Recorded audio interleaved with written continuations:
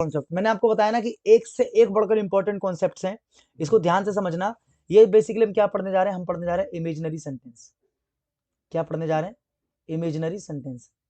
Imaginary sentence का मतलब होता है कि सेंटेंस में एक ऐसी बात होती है जो कभी फुलफिल हुई ही नहीं, वो इमेजिनेशन में ही रह गई। एग्जाम्पल के थ्रू समझते हैं। देखो क्या लिखा हुआ है, were is used with every subject in an imaginary sentence starting with.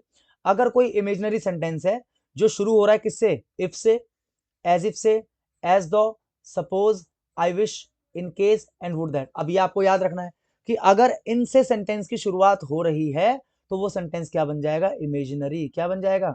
Imaginary बन जाएगा। ये आपको ध्यान रखना है कि अगर इनके बाद कोई सब्जेक्ट मतलब इनके बाद अगर सेंटेंस की शुरुआत हो रही है तो वो सेंटेंस क्या बन जाएगा? इमेजिनरी। ठीक है। और अगर सेंटेंस इमेजिनरी है तो आप ध्यान रखना कोई सा भी सब्जेक्ट हो वहां पर हमेशा क्या लगाते हैं? वर लगाते हैं। एक ही हेल्पिंग वर्ब, इसको रट लेना आपको।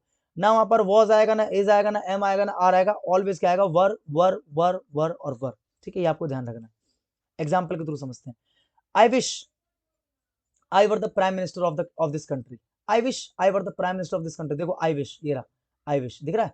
तो मैंने क्या बताया, अगर आई विश से सेंटेंस बन रहा है इसका मतलब that sentence is pure imaginary. तो इमेजिनरी सेंटेंस का मतलब है कि यहाँ पर सब्जेक्ट कोई भी हो उससे फर्क नहीं पड़ता, यहाँ पर तो क्या आएगा? वर आएगा।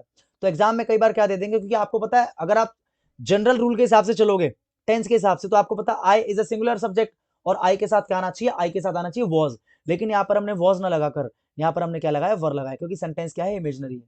I wish I were the prime minister of this country, कि मैं इच्छा रखता हूं कि मैं इस देश का प्रधानमंत्री होता।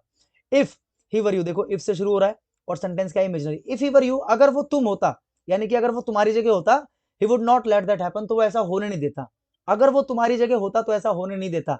अगर होता, हुआ तो नहीं ना, यानी कि बात तो सारी इमेजिनेशन में हो रही है, इसका मतलब इमेजिनरी सेंटेंस है। और इमेजिनरी सेंटेंस होने का मतलब है कि यहां पर आपको पता है कोई सा भी सब्जेक्ट हो फर्क नहीं पड़ता, यहां पर तो वर आएगा। ये आपको हमेशा याद रखना है कि इफ ही वर यू। ये एक चैप्टर भी है 11th क्लास या पता नहीं कौन सी क्लास के अंदर है, इंग्लिश का एक चैप्टर है।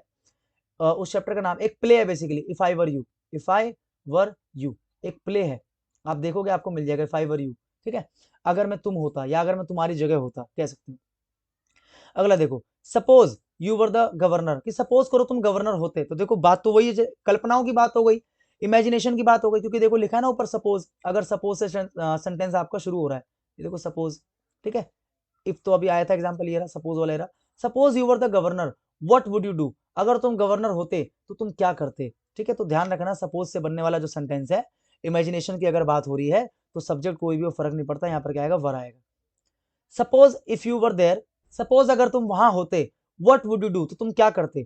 अगर वहां होते, थे तो नहीं ना, इमेजिनेशन की बात है, तो देखो सपोज से शुरू है, इमेजिनेशन वाला सेंटेंस है, इमेजिनरी सेंटेंस है, तो सब्जेक्ट कोई भी फर्क नहीं पड़ता, यहाँ पर क्या लगेगा? वर लगेगा। ठीक है, तो आप कहोगे सर ठीक तो है, फिर आपने इधर इनकरेक्ट क्यों लिखा है?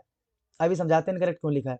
इधर नोट को देखना जरा क्या लिखा है, suppose and if are not use together in a sentence.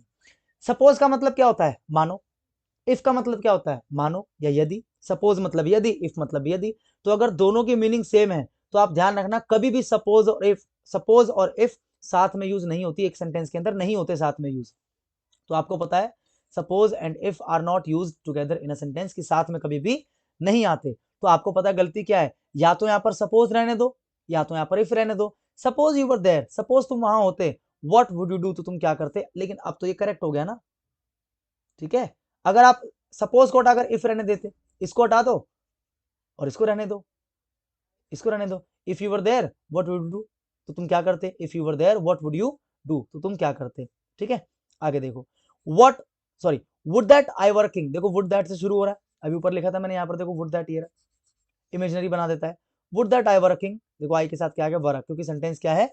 Imaginary. Would that I were king, अगर मैं किंग होता, I would eradicate this custom, तो मैं इस रिवाज को उखाड़ फेंकता। ठीक है, अब एक चीज ध्यान रखना, यहां पर देखो नोट में क्या लिखा हुआ है, if clause will be made by using. अच्छा, ये वाला जो क्लॉज है ना जिसके अंदर इमेजिनेशन आप दिखा रहे हो बेसिकली, ठीक है, जैसे इफ ही वर यू, अगर वो तुम्हारी जगह होता, ये कंडीशन रखी आपने इसके अंदर। Suppose you were the governor, अगर तुम गवर्नर होते, इसमें आपने कंडीशन रखी। इफ यू वर देयर, अगर तुम वहां होते, इसमें आपने कंडीशन रखी। Would that I were king, अगर मैं राजा होता।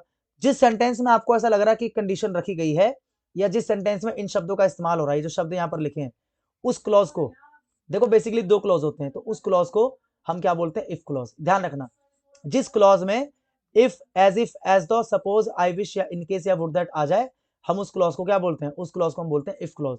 तो अगर मैं आपसे पूछूं इस वाले सेंटेंस में इफ क्लॉज कौन सा है, आई विश है। इस वाले सेंटेंस में इफ क्लॉज कौन सा है, इफ आई वर यू। इसमें क्या है, suppose you were the governor. और इसमें क्या है, सपोज, इसको हटा दो, सपोज यू वर देयर। इसमें क्या है, वुड दैट आई वर्किंग। तो ध्यान रखना कि अगर आपका इफ क्लॉज किससे बन रहा है, वर से बन रहा है, जो कि बनेगा ही बनेगा। एंड द मेन क्लॉज, जो आपका मेन क्लॉज यानी कि जो दूसरा वाला क्लॉज होता है जो बच जाता है, उसको हम क्या बोलते हैं, उसको हम बोलते हैं मेन क्लॉज। तो आपका जो दूसरा वाला क्लॉज है यानी कि जो मेन क्लॉज है आपका, will be made by using would plus V1, उसको हम कैसे बनाएंगे, वुड प्लस वी1 से। कैसे बनाएंगे, वुड प्लस वी1 से।